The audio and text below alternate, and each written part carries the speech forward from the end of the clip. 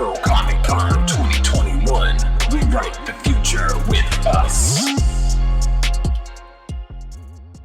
Have Drawing Black Superheroes with Michael Buffington and Jordan McCracken-Foster.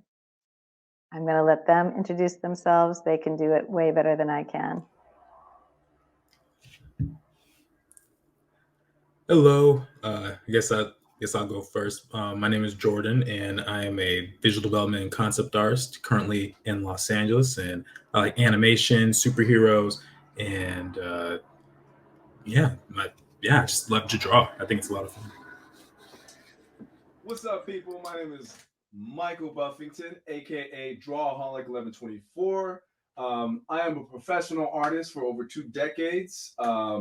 I have worked in the industry from everything from animation to television animation to video games.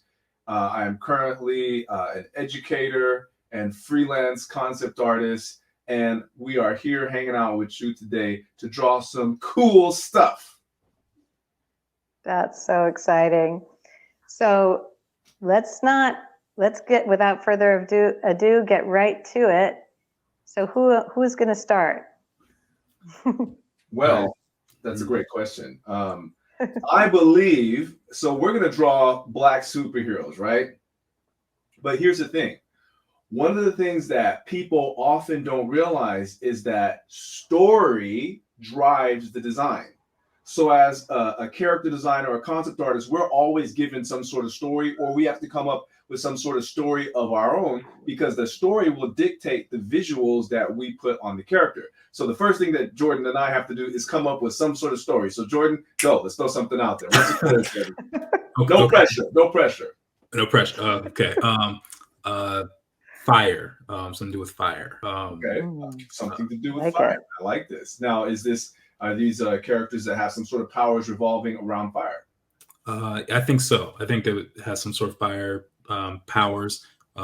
Maybe, or maybe they. Dragon?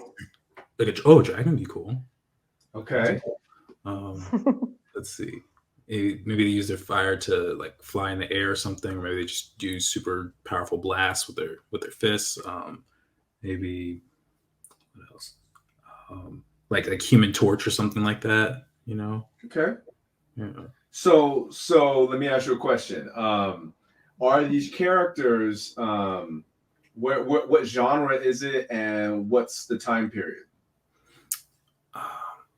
Well, if we're doing superheroes, I'm thinking modern day. Probably. Modern day, so 21st century. Yeah. Okay. And are we going to do today, 2021, or maybe 10 years in the future? Like, what are we working with? I think a couple years in the future would be cool. Okay, so let's say 2030, the year 2030. We have 2 superheroes whose powers are driven by fire. And quickly, who are the 2 superheroes? Are they brothers? Let's make them brothers. Okay, they're brothers, and give me the personality of the 2 superheroes, quick. Okay, well, one of them I think probably really angsty and ferocious. Trying to think, maybe like Hulk, sort of.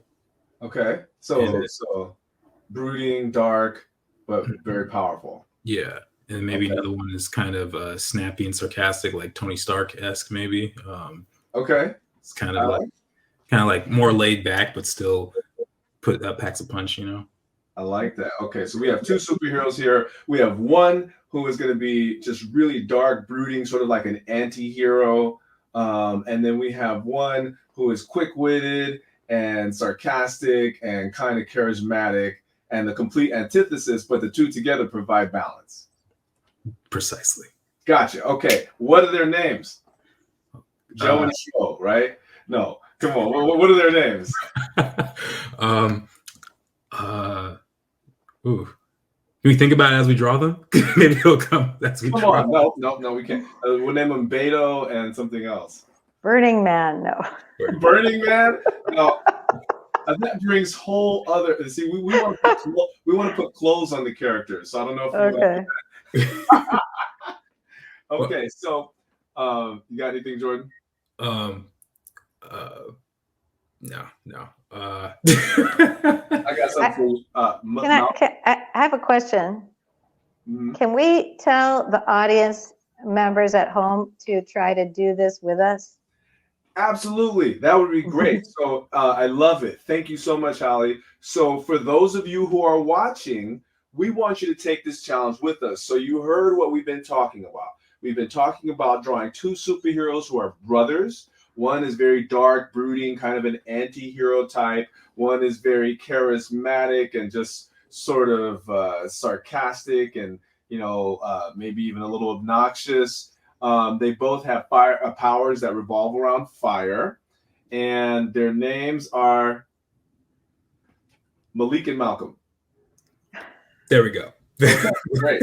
All right. So, are you going to draw the charismatic or the angsty one? I'll do the angsty one. You'll do the angsty one. Okay, great. That's right. And where does the fire come out? Does it come out from certain orifices, or we don't know that yet? It depends on if they've had Mexican food the day before or not. So, but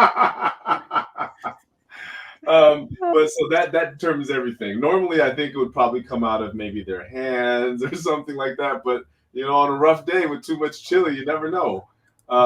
So let's. This is the comedy art panel. Hey, I try to keep it entertaining. If you can't laugh, what are you doing, right? Okay, so let's do a share screen. Jordan, share your screen. I'll share my screen. Okay, so Jordan is showing his screen first, and I'm going to jump onto my screen, and then Hally will switch back and forth between the two screens, and she'll ask us questions as we go. Yes. Well, I think my Photoshop is stalling a little bit. Oh well.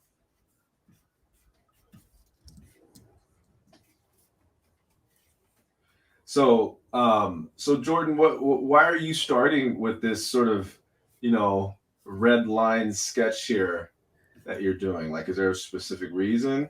I like it because it just allows me to think more freely. Whenever I'm drawing something with a black line, it feels almost too permanent, and I end up psyching myself out, I think. And so when I have a red line or a line that's colored slightly differently, then it just psychologically makes me feel more freedom.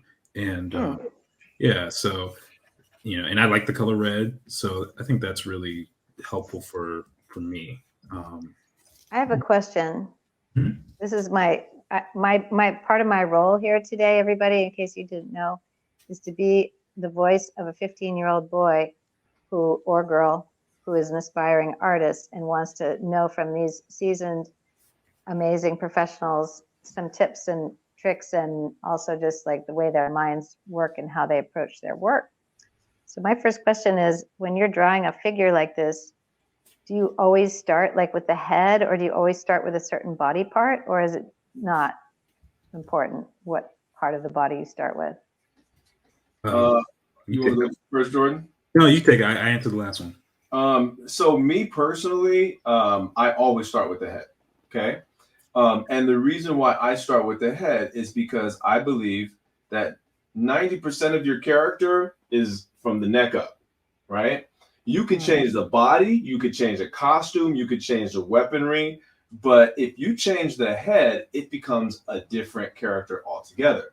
So I always start with the head, because I want to really understand who my character is first. So before I start drawing anything in the body, me personally, I want to just kind of take some time and just make sure I understand who this character is from the neck up, and then from there, I let that dictate the rest of what I do. But everybody has sort of a different approach. That's my personal approach, but Jordan might have a slightly different approach.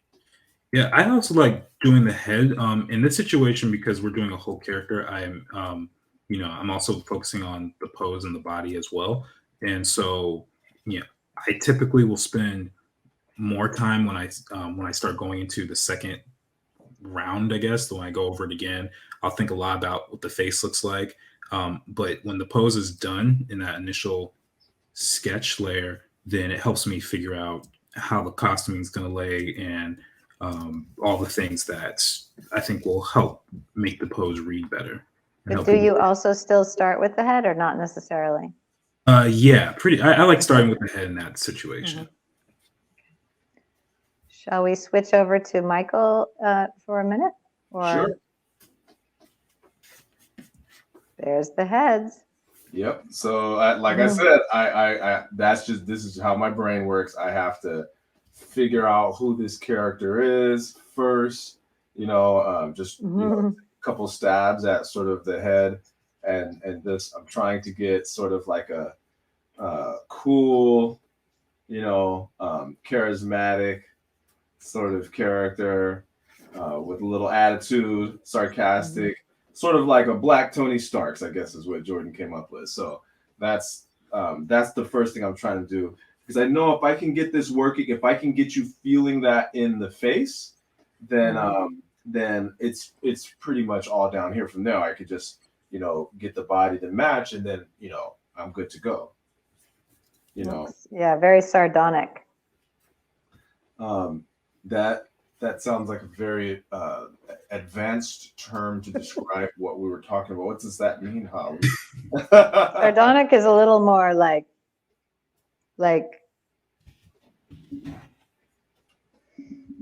dark and mocking kind of thing. Yeah, there you go. I'll go with that. So while you're doing that, go ahead. I was just to wrap on that point. That's very important for me to get that personality down, and make sure that you can feel it in the head first, because story drives the design, and the story of your character starts, in my opinion, up here. Mecca. I have a great classic sort of Afro-Comic-Con, or basically comic book type of question for the both of you. What superpower would you have, and why? I think telekinesis for me would always be really cool. There's something about just not having to pick up stuff by hand. Like if I'm just feeling lazy one day, just like, I'm gonna bring the remote over here, or I feel like moving a car or something one day, or just anything. I feel like that's super useful. Well, compared to when I was young, Jordan, we do have that, because you can have a remote control that can open your car.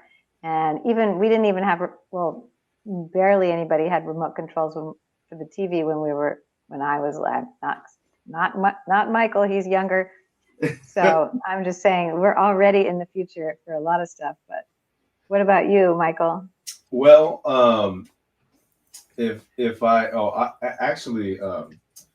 when I first experienced a remote control, it was when we bought our first VCR in like 1984, and it had a wire attached to it. So it had a wire that was attached to the remote control, and I think it went about 10 feet to the VCR. But that was really, you were living it up at that point, man. Gosh, I thought, okay, now I'm not remembering. I thought when I was younger than that, we had wireless remote controls, but I could be wrong. I remember seeing those big ones from the 80s, those big square ones, but I don't, maybe we just got a cheap VCR. I don't. But what about the question about being what would your superpower be? My superpower, if I could have a superpower, it would be to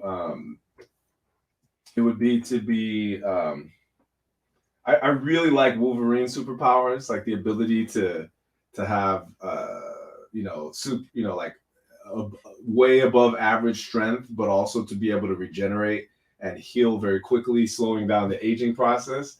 Because if I could live forever, do you know how good I can be at drawing? Like everybody else who was better than me would be dead, and I would be like the best in the world. So that would be awesome. Don't you think, Jordan? That would be pretty cool. That would be pretty cool. I'm not gonna lie. I'm kind of jealous I didn't think about that one. To live forever. Heck yeah, man. I mean, like I'd be like 250 years old, and all the people who are at one point better than me at drawing or whatever. But all your friends would be and family would be dead. That's true. And then I don't know what I'd do at that point. I'd probably just have another litter of children. So there we go. Another litter of children. You know, if we're talking about like drawing with your superpower, like I think it'd be real cool. I could just have like 50 pencils all lined up right above a piece of paper, and my mind just be like, now go, and just draw stuff. I can have I can make a whole animated show by myself in my mind and not move a muscle. Well, now Cool. that would be a worthy superpower. But then you'd atrophy. You'd start to atrophy and lose your skills. Well, let's assume that doesn't happen. True. Well, I have to tell you guys, when I was a really little girl, I wanted to be a visual artist. For many years, I wanted to be. And then when I was 9 or 10, I guess 10, I had a best friend. We lived on the East Coast that year. And she was such a good artist that reminded me of this when you said that, because it's like her pen or pencil or whatever would just like touch the paper and just would flow and bloom from her tool. And it was just amazing. And I felt so inadequate compared to her. She was a couple years older than me also, but still I was like, that's it, I'm done. Really? Oh man. I became a performing artist, though, a dancer. That's a type of visual art, but not, that.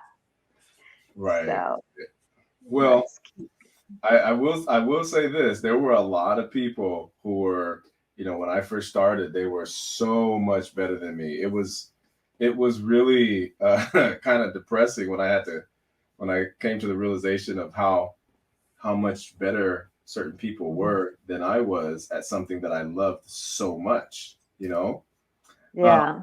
But the one thing I eventually discovered was that as good as people were, as good as people were, a lot of people don't have the same tenacity that I had. So a lot of people would get distracted, move on to different things, or they just wouldn't keep up their skills. And I was a dog. I would just keep drawing. I would keep grinding no matter what. And so what ended up happening was a lot of the people that were at one point better than me, eventually I passed them up in terms of skill, Makes sense. Yep. I understand that. Yes, like with any art form, same thing with me and dance. If I looked at all the people that were better than me, I never would have made it in my career. You just got to focus on your own path. So what art do you most identify with? Anybody? For me, I've always just been a huge fan of animation. Yeah, that's the reason I started drawing in the first place. My favorite movies growing up, Hercules, Tarzan, Lion King, all the 90s Disney classics, And if it weren't for those, I don't know if I would have ever picked up a pencil really. But, for me, I've always kind of had I've always really appreciated how life was as a child, and just like the innocence of it all, and just everything was so new and so fresh. And I try and look at animation in a similar light now, where I could see something and still feel like a 5-year-old watching it for the first time, and just get that joy again. So, yeah. So did you pursue the idea of being an animator like doggedly the entire time, or did you ever think, I'm not sure, maybe I'll do this or that else? I've never had a plan B. My dad specifically, he wanted me to have a plan B, and I literally to this day cannot think of anything I'd want to do more than what I'm doing now. And because I personally don't like the idea of doing something for a living that I don't enjoy. Nobody should, but yeah, unfortunately. Yeah, and so I put all my effort into what I'm doing now, and it's taken me a while, but I think I'm starting to reap the benefits of choosing the path that I did, and I get to enjoy my career. It's something I've been wanting to do since I was like 6. And so, yeah. And we should also mention that you have a master's degree from the San Francisco Academy of Art that was under the tutelage of Mr. Michael Buffington, director, or is that the title of the concept art department of the San Francisco Academy of Art? Mm-hmm. For I don't know how many years now, but number 1, 2, 3, something like that in the country. Yeah, we've been ranked number 1 in the country for, I believe, 3 years in a row at this point. Yeah. And at one point we were ranked number 3 in the world. So wow.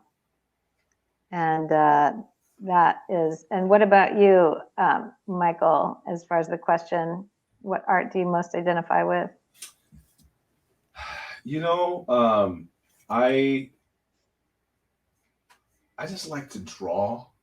I just like to draw cool stuff, like stuff that makes people go, oh, wow. Like that, like just drawing stuff that gets that type of reaction from people is such a cool feeling, you know, stuff that resonates with people, stuff that makes people feel good, stuff that makes people happy, you know, like if you ever feel, I tell people, if you ever feel bad about yourself as an artist, just go draw for like little kids. Go do like a volunteer at a school program. You know, do a little guest lecture at an elementary school, and you know the way that little kids react to your artwork is so beautiful and so magical because it's a lot of, wow, how'd you do that? Oh my gosh, this is like magic.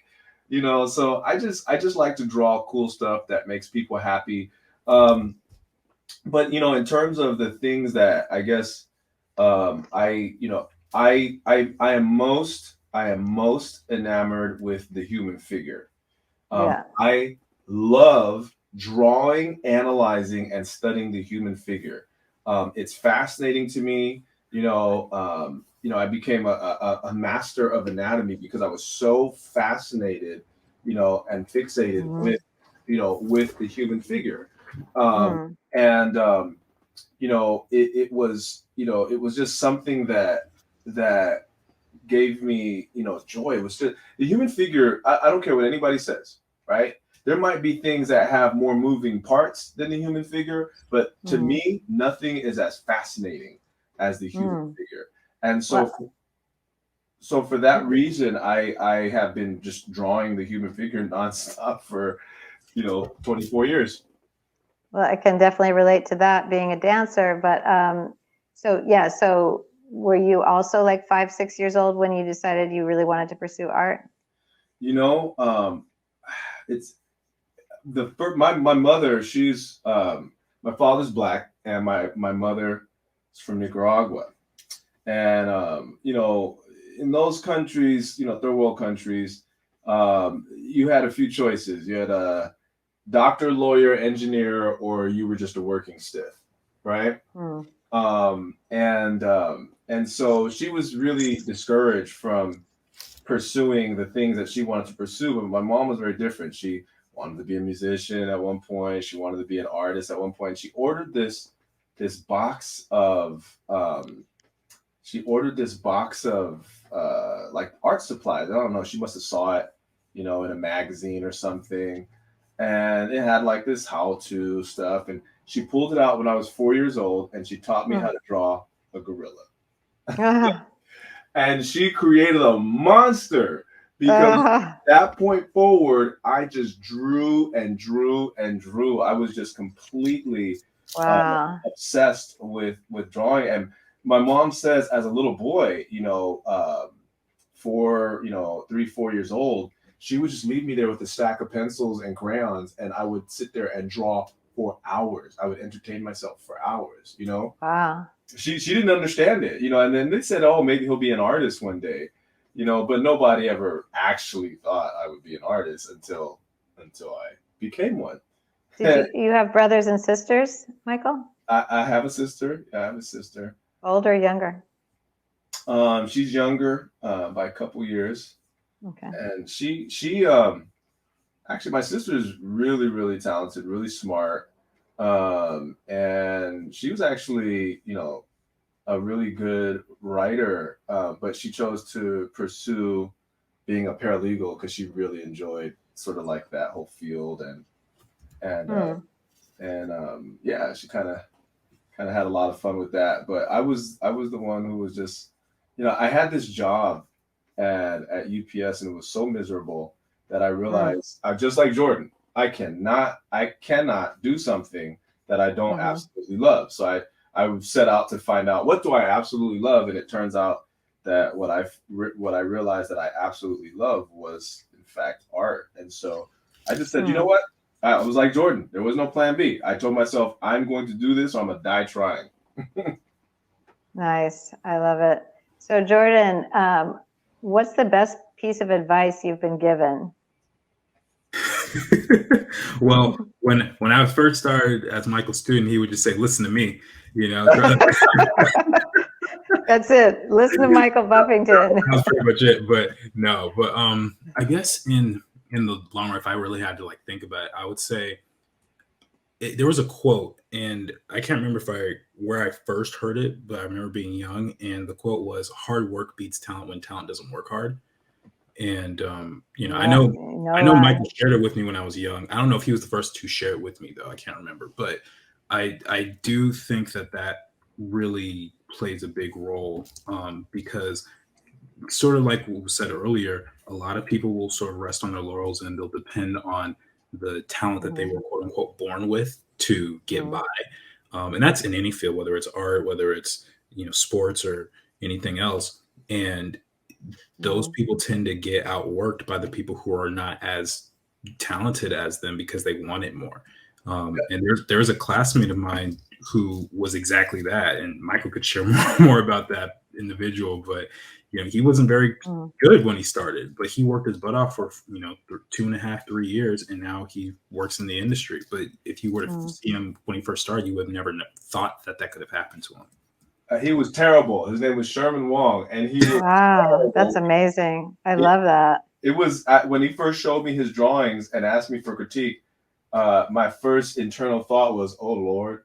Forget, like you were tempted to say, just hang it up, go do something else. Tempted, but see, I have a personal policy that I will not dissuade somebody. If somebody says I can do this and they have the right attitude and work ethic, hey, I wasn't great when I first walked into art school. I thought I was, but I realized that I wasn't. And I had a lot of experiences that helped me realize where I was, and so I started working really hard, and that's how I got to where I got to. But with this kid, I mean, he had the right attitude, he had the right work ethic. Till this day, I talk about Sherman Wong. He was just a great guy. I love him to death. And he's still in the industry now. Yeah, he's in the industry. Fantastic. He's working at a video game studio in Canada.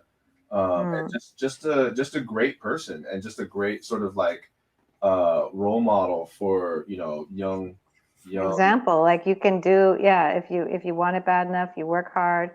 So what would you say your best piece of advice that you've been given, or if anything, besides listen to myself, Michael Buffington? Wow, I've been given a lot of good advice in life. But the best piece of advice that I ever got was actually from my dear mother.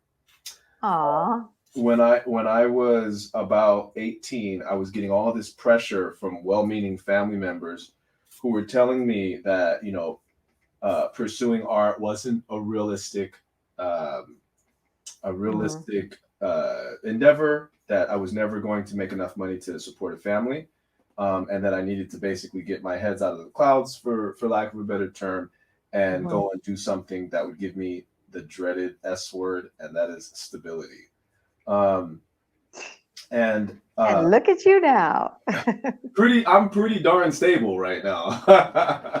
And I mean, I won't get into my finances, but let's just say I do not regret one bit becoming a professional artist, and I make more money than most of the people who said, almost all of the people who said I wouldn't be able to support myself as a professional artist.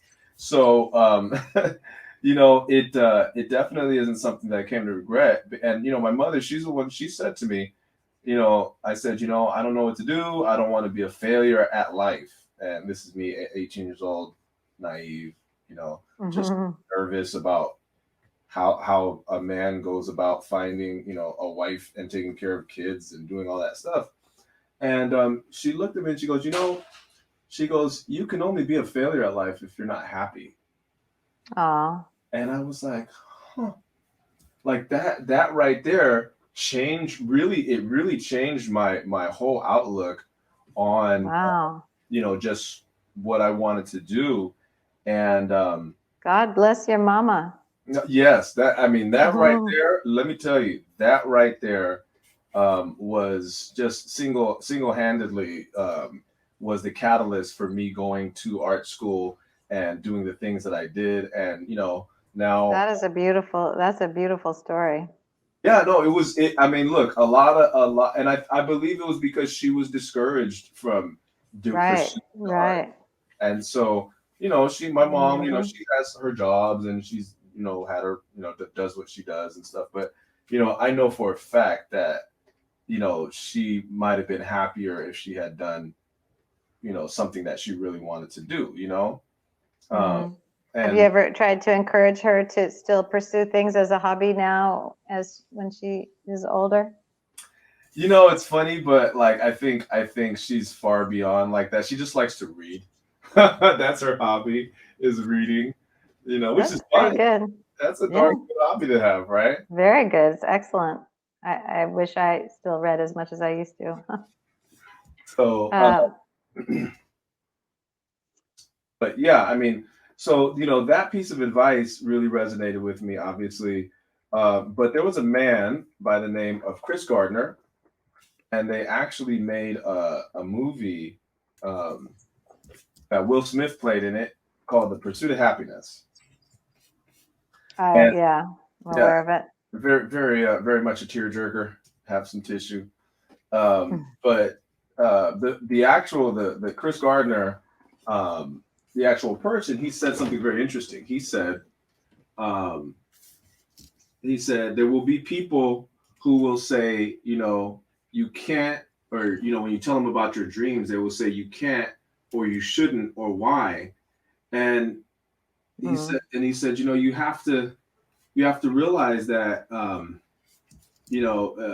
it's about you, that you have to be, you have to be willing to tell people, I'm sorry, I'm not interested in being a corporate attorney. I'm really passionate about painting, and ironically, Will Smith, the guy who played him, he said something to the effect of, the safe road is the surest way to mediocrity.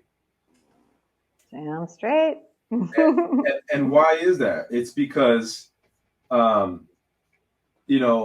great risk, usually, or great reward and great accomplishment usually are preceded by some sort of great risk, some risk that other people aren't willing to take. And when you take that risk and you accomplish these things that most people can't because they weren't willing to take that risk, it separates you from the pack. What was that? What's that quote, Jordan? The one that separates you from to have things that other men won't. What was that quote? In order to achieve what others don't, you have to do things that others won't. Something along those lines. I butchered it a little bit. Right. Yeah. But straight up, that's really what it's about. You have to be willing. You have to be willing to take some risk in life on every level. And I grew up, might sound like I grew up in a nice home in a nice neighborhood, but I didn't. I grew up in the Mission District of San Francisco, California, during the 80s and 90s, when it was what, as the kids would say, grimy.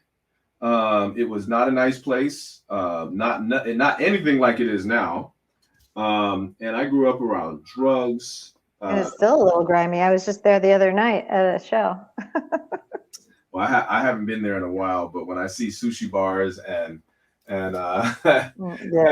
techies, I know it's not as bad as it used to be. They have these old cars show thing on Saturday night. Have you seen that? The lowrider, I've kind of seen like those. like really old cars. You've seen it, Jordan. Yeah. Have you seen it? It's crazy. I was like, anyway. So where was I? Questions.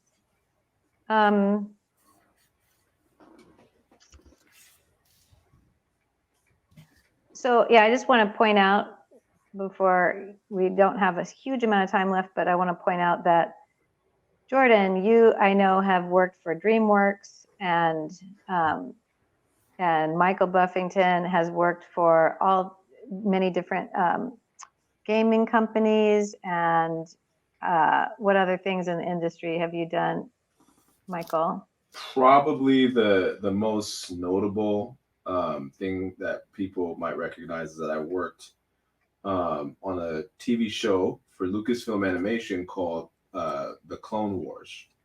Clone Wars. Clone Wars. Okay. Cool. And I worked on that for season 3, and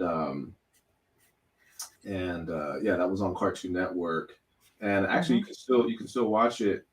You can still watch it on, I believe, Netflix and a couple other places, or maybe it's Disney Plus now. But anyway, it's out there, and we yeah, can see your art in there. Oh yeah, that's the biggest claim to fame. If anybody's watched it and is a big fan of the show, if they've seen the Altar of Mortis trilogy or the Night Sisters trilogy, my work is all over that. So cool. Yeah, because I just want everybody to know, some of the amazing things you guys have done, and also what, how possible it is to achieve, similar things with that focus that we're talking about, with that ability to let go of, the fears that hold you back, and seeing that two of you, what you've done is surely a positive, helpful thing for our audience. And so I wanted to ask you a couple more questions. Let's see. Well, I have so many I could ask, but can you, instead of 3, it says 3, but on my thing, can each of you name 2 artists that you'd like to be compared to? Ooh. I would say Lashawn Thomas. I knew you were going to say that. Yeah, Lashawn Thomas is one of my favorites. He was director and character designer on the Boondocks. Yeah. But what I like most about his story is that he decided back in like 2007 to quit his job at Warner Brothers, where he was doing just fine. He was, making the average salary that an artist makes, and he wanted to learn more about the animation process because main production for animation is often done in South Korea. And so he quit his job and moved to South Korea in an area that he didn't know. He didn't speak the language, and he just for the experience. And he has a series on YouTube called Soul Sessions, and he talks about all the struggles that he went through while there, but it ended up leading him to meet with some people to help him get his own TV show, his own animated show. And now he has 2 shows on Netflix that he created. Wow. And it's just one of those stories about tenacity. And what are the shows? Called Cannon Busters and Yasuke. 2 anime that he's just doing his creating his shows and living his life. And nice. Yeah, I really like that story. I think I've heard about the Yasuke, maybe. And then that's an anime, right? Is it anime? Yes. They're both anime. Let's see. Well, while you're thinking, Michael, for your second one, Michael, do you have one off the top of your head? Right off the top of my head, Phil Barasa. Phil Barasa is he is an amazing world-class Emmy Award-winning character designer from Warner Brothers. If you've ever seen Young Justice, he was the lead designer on that. That whole show is designed after his sort of style. Also, pretty much any of the DC like straight to DVD features, which are amazing, by the way. He was the man behind a lot of the design, the design sort of aesthetics behind for a lot of those shows. And just were any of these people of color? Lashawn Thomas is Lashawn Thomas' Okay. brother, and actually Yeah. I've spoken to Lashawn before. Super cool dude, man. We have to get him on Afro Comic Con. Yeah, super cool dude. Cool. Nice. Okay. Is there a second, Jordan? Yeah, it's not, this artist is not an animation, but I've always had huge respect for Bill Watterson. He's most famous for creating Calvin and Hobbes, the comic strip. And what I like about him, besides his art style, is just his determination to be in control of his product. Like he never allowed anyone to make merchandise of his own work. Everything that Calvin Hobbes is something he produced. And he also was really determined to make sure that that he got the creative control that he wanted. So back when in the Flame Pages in the 80s and 90s, they would often have two panels that were left as kind of filler, and so newspapers would cut them off sometimes. And so what he started doing is redesigning his composition so that they couldn't do that. So if they wanted to print his comic, they would have to do the whole thing, and he would take up like the whole page. And Nice. so like he's like, I know how valuable this strip is. Mm-hmm. His strip is. Sweet. Oh yeah, and I like. Those are lag. Having a little bit of audio problems, but Michael Buffington. Any other names that come to mind? There's quite a few actually, but another one that I really like is a guy that works for Riot, who's also really cool. His name is Hikam Habchi, and he's a concept artist, and he's just amazing. I love Japanese. I'm trying to hear I didn't hear the name super well. I believe he's actually Egyptian. Oh wow. Yeah, but he goes by Hikam Habchi, and cool. super dope artist. I love his lines. I love the way he thinks, and I've met him on several occasions. Super cool guy. I just thought of something also that we did have a sort of multi-generational artist panel the other day, and have either of you heard of N. Stephen Harris or Aletha Martinez? Unfortunately, no.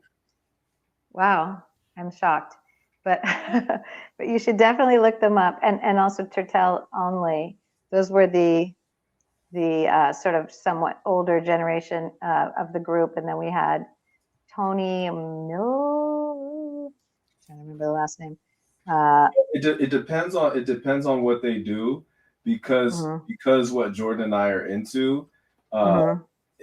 We mostly follow like a lot of artists that are in what we do, animation, concept art, things like that. So if they're outside of that, if they're like fine artists, we may not have heard of them. Well, they're very much comic, like they do the comic art industry. So, and Stephen Harris is, multi Eisner Award winner, and I think is it Bitterroot? He has famous comic books that I should know this, but and Aletha, if you look on our page, on our. Is she younger? A younger Black woman? She's not younger. She's older. I mean, she's been in the industry for 20 years. She's probably younger, perhaps. I shouldn't say this because I don't know. Maybe a little bit younger than N. Stephen Harris. But she's very seasoned, and she's been in, Marvel, DC, the whole nine. but she is definitely, look out for her. She's amazing. If you look on our page, What's the there's last? a Martinez. She's a Afro Hispanic, like you.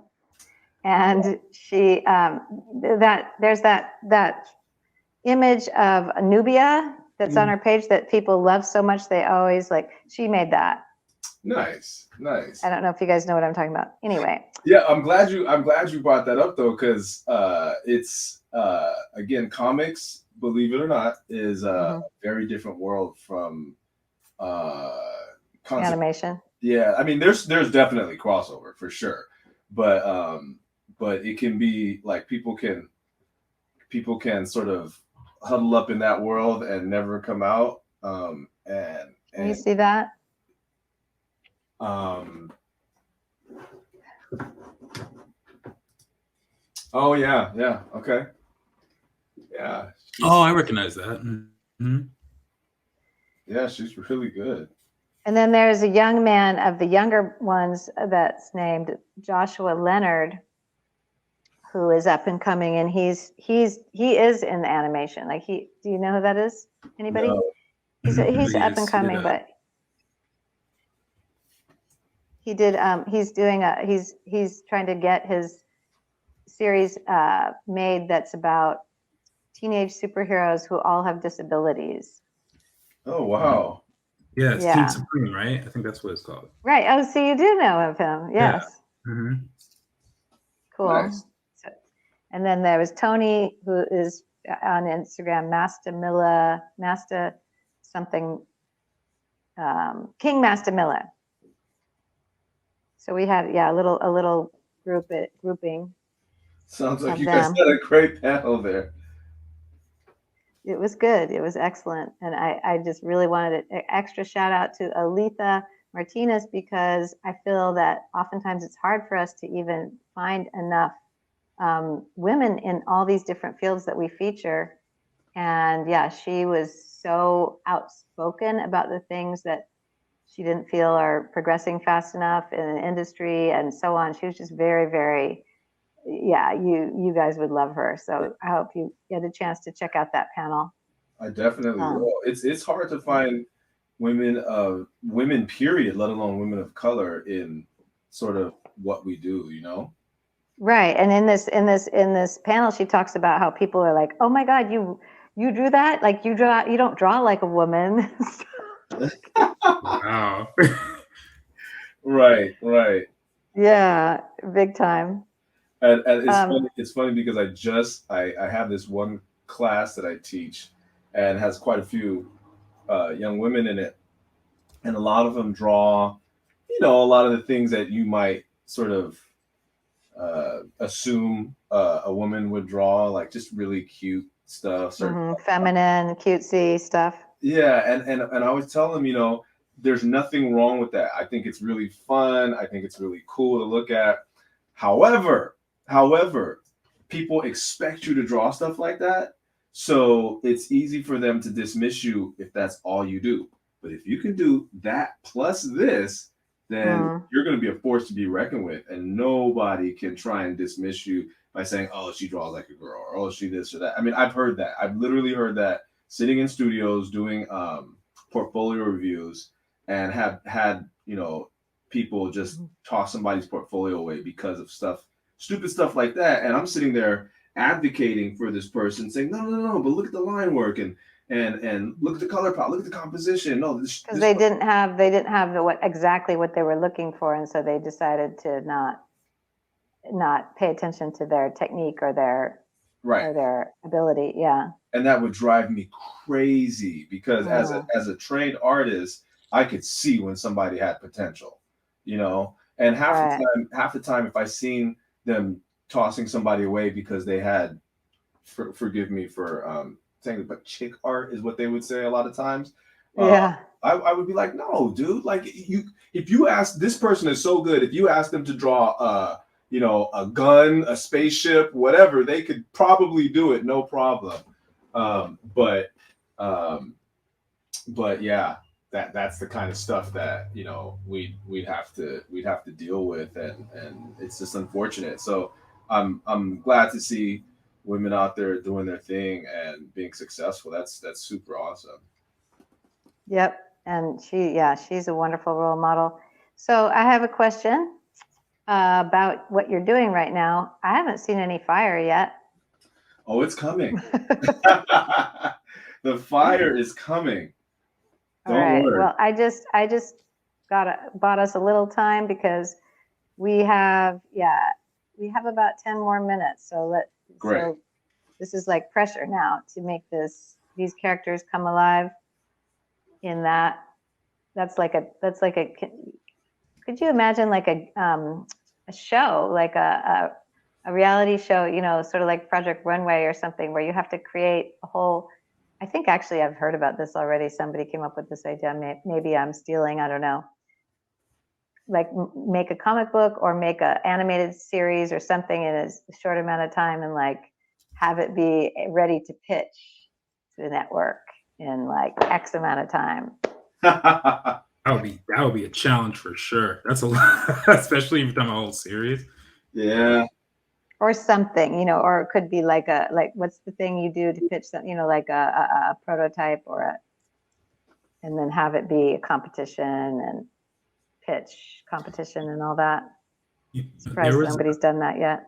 The closest thing I can think of, not as a show, but there was a night at the Academy of Art at school where it was like a 24-hour comic day, and you would have 24 hours to make a 24-page comic. And so people would spend the night at school and they'd have like 20 cups of coffee and be stressed out. I never participated in it because I enjoy sleep, but but some people did.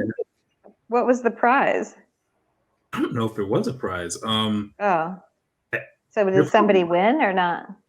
Oh yeah, they always had a winner. They used to try to get me to come in there to help facilitate that, and I'd be like, "Oh no, buddy, you're on your own now." Okay, I'm going to ask you a kind of weird one, perhaps, and do your best. Describe a real life situation that inspired you. And I'm, meaning inspired you, your work. Or it could be, in life, but. Well, for me, it was the birth of my youngest son. He, especially when he was younger, was a superhero fanatic. And he was such a huge fan of superheroes that I just decided, you know what? I want to draw things that make my son happy because he really enjoys this stuff. And so his love for superheroes actually really, kind of dictated the direction that I went artistically. And that's incredible. Yeah, it was him. He was probably the biggest sort of inspiration on the direction that I decided to go. And now, what about you? Sorry, go ahead. Finish. I was just saying, now he's so cool that it's not the same. He's too cool for school now, huh? He's Mr. Cool, big man on campus, and he doesn't have as much time. But hey, does he draw? He does not. He does not care about drawing one bit. But I have other people's children that I teach now to draw, so it all works out. Wow. So, and what about you, Jordan? Anything? I remember when I was in high school, I was working on my senior project.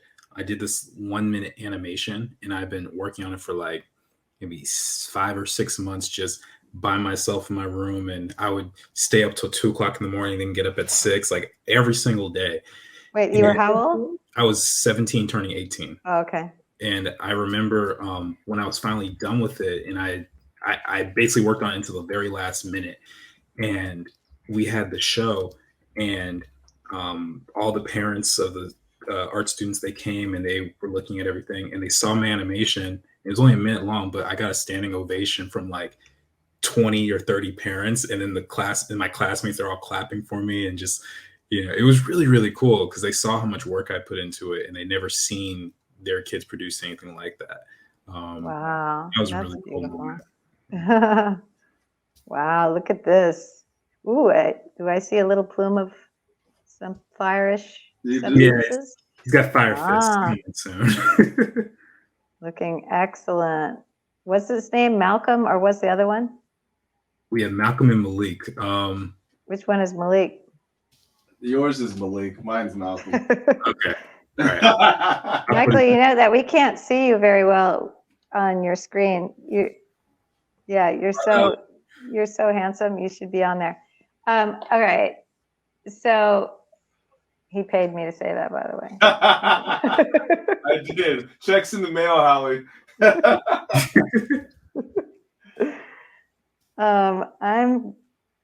We have like a 4-minute ish, call before we're wrapping up. And let's see, do I have more questions, more groovy, fun questions? Well, this is kind of, I can really answer this one already for Jordan, I know, but I'll ask you anyway, Jordan. Professionally, what's your goal? Oh, I would like to have my own animated show that I create and that is on Netflix or HBO Max. Doesn't really matter to me, but I want it to be like an action adventure fantasy kind of series. So you want to be the creator of it also. You want to come up with the concept and write and direct it, all that stuff. Yeah, cool. All that fun stuff that comes along with it. Sweet. Do you already have an idea of what it will be, or several ideas, or not yet? I think the one that's the most developed is a project I have called Shadowboxers. And I posted some of the work on my Instagram, which is in the handle right next to my name. And so if you scroll back enough, you'll see it. But yeah, I'm excited. The handle right next to your name. Okay. Right. Yeah, that's another thing I wanted to ask you. And I think I may have seen some of them before. Did you have them last year yet? Or no? We had, who was it that interviewed me that one time? Her name started with a C, I believe. Woman? Yes. Oh, it wasn't Cyndiata, no? Yes, it was. Yes, Cindy. Yes. Oh, that's an S. Yeah, because she asked me about those characters, and I talked about them a little bit there. Right. She interviewed you on live IG, probably. Yes, exactly. Sweet. And what about what about you, Michael Buffington? I know you have multiple talents and aspirations, but you can say whatever it is you want to say right now about your goals. I think for me, I definitely I share similar goals to Jordan.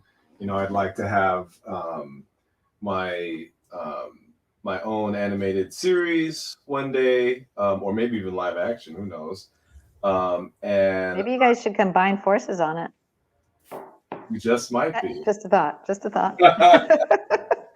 But go ahead. Sorry. I'd like to do something like that one day, and then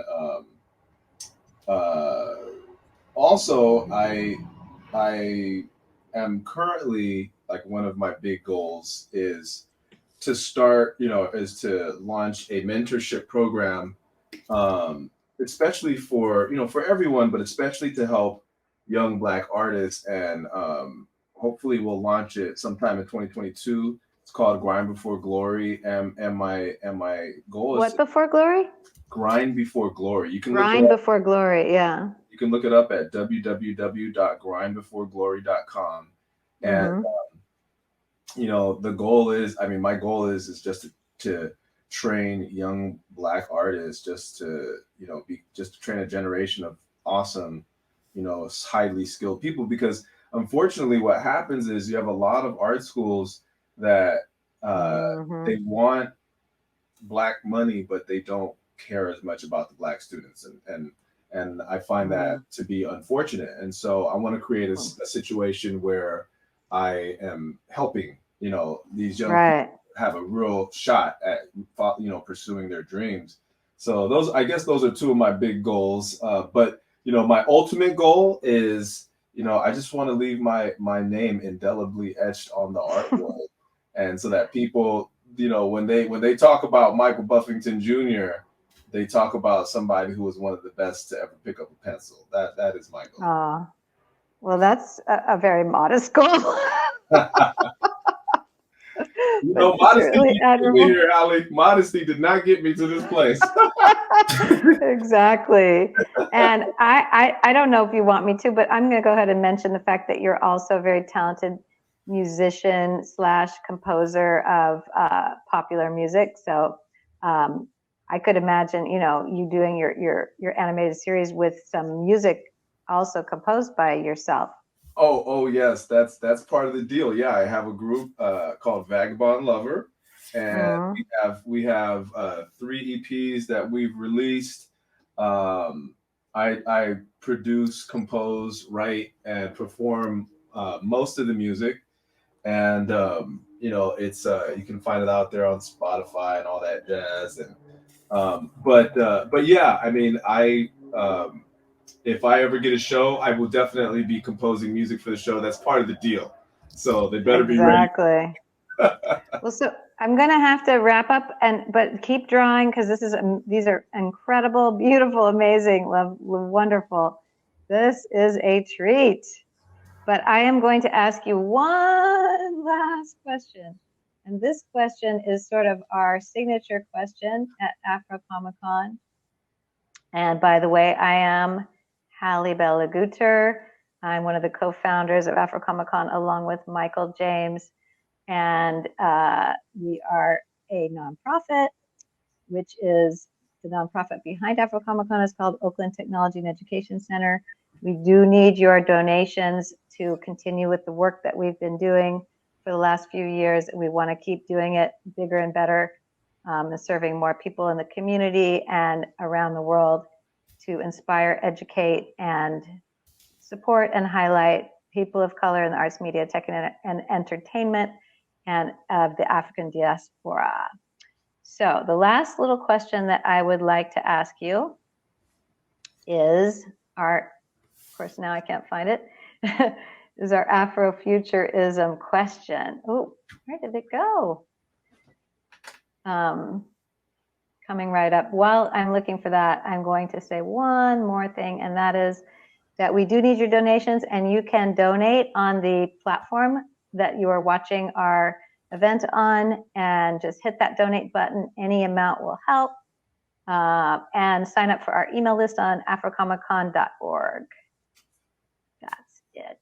Now for this question. I just don't want to botch it. Okay, here it goes. The question is, Afro-Comic-Con's theme has always been Afrofuturism and creating and highlighting stories that envision a liberated future for Black and Brown folks. What is your Afrofuturism vision?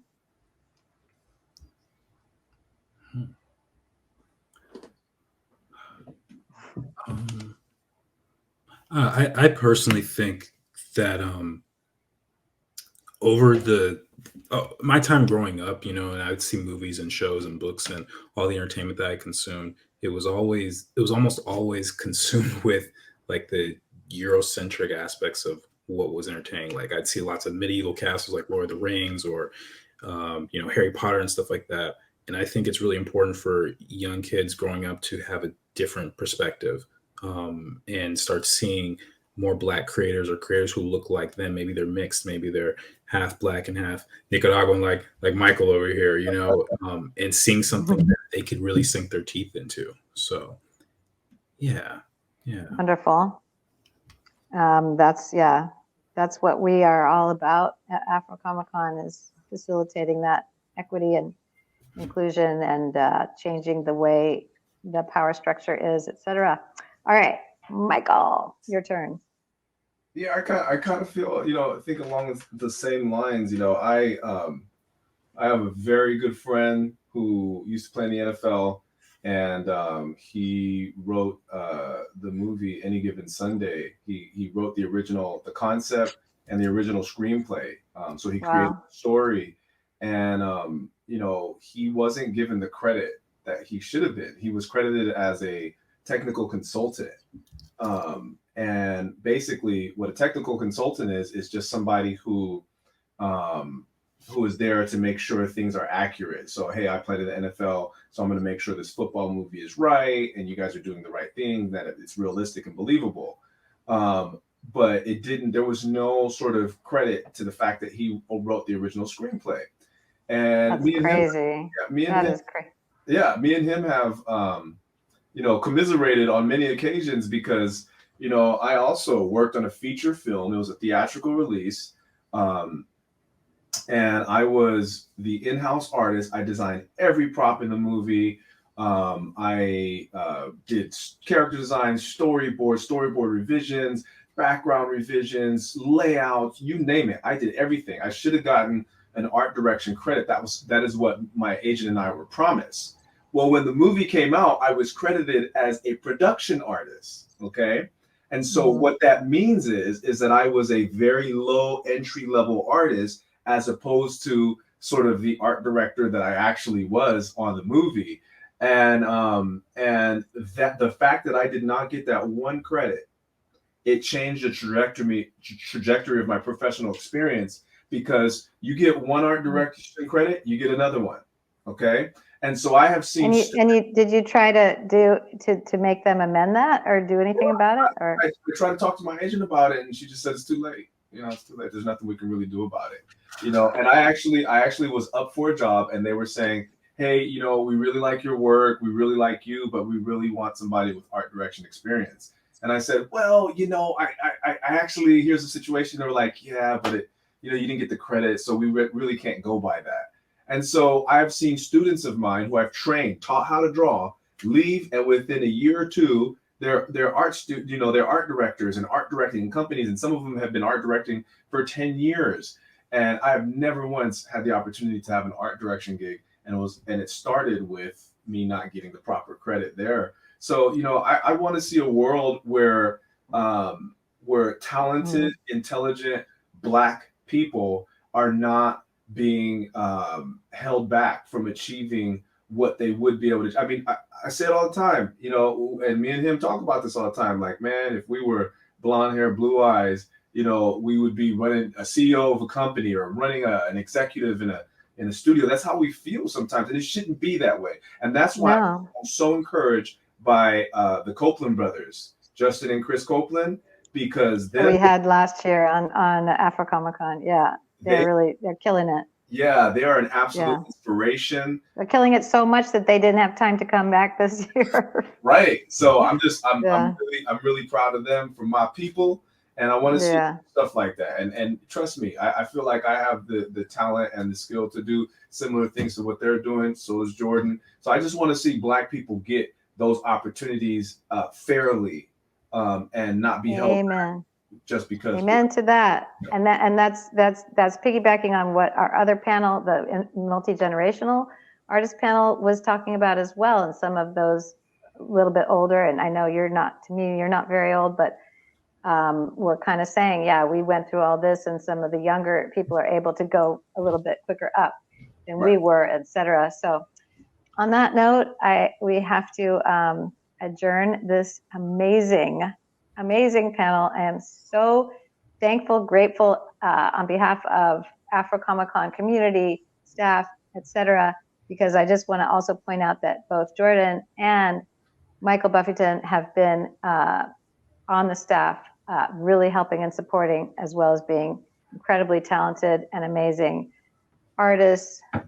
great people. And so thank you so much. And we will do this again.